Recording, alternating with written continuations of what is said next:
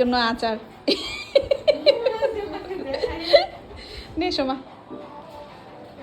ভাবা যায় স্টুডেন্টরা এত ভালোবেসে আমার জন্য এনেছে আচার আবার খাবার। তো তোমাদের অসংখ্য ধন্যবাদ। ক্লাসের শুরুতে যখন অচেনা মুখগুলো ধীরে ধীরে পরিচিত হতে শুরু করে তখন মনে হয় তাদের সাথে অনেক দিনের একটা সম্পর্ক ছিল।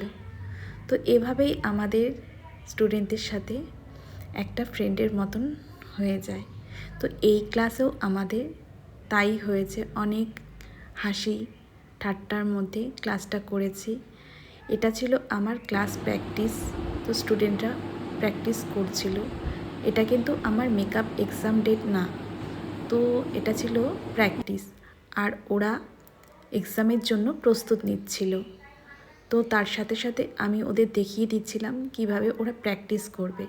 আর যেহেতু ওরা ফার্স্ট টাইম তুলি ধরছিল তো অনেকটাই ওরা চেষ্টা করছিল যে ভালো করার, আর আমি তার সাথে সাথে ওদেরকে দেখিয়ে দেওয়ার চেষ্টা করছি। আর ওদের এক্সামের মেকআপ লুক নিয়ে খুব তাড়াতাড়ি চলে আসছি।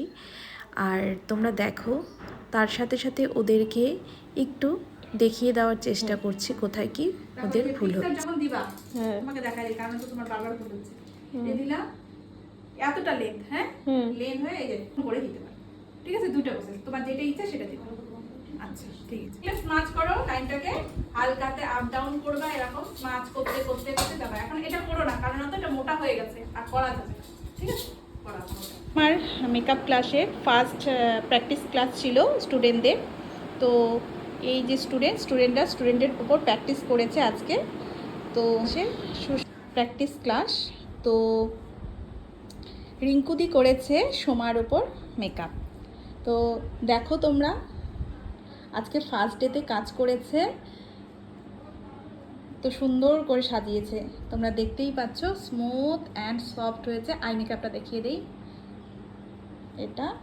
আর বলো রিঙ্কুদি তুমি কেমন সাজালে, শিখলে? যেসব জায়গাগুলো ডাউট ছিল সেসব ক্লিয়ার হয়ে গেল।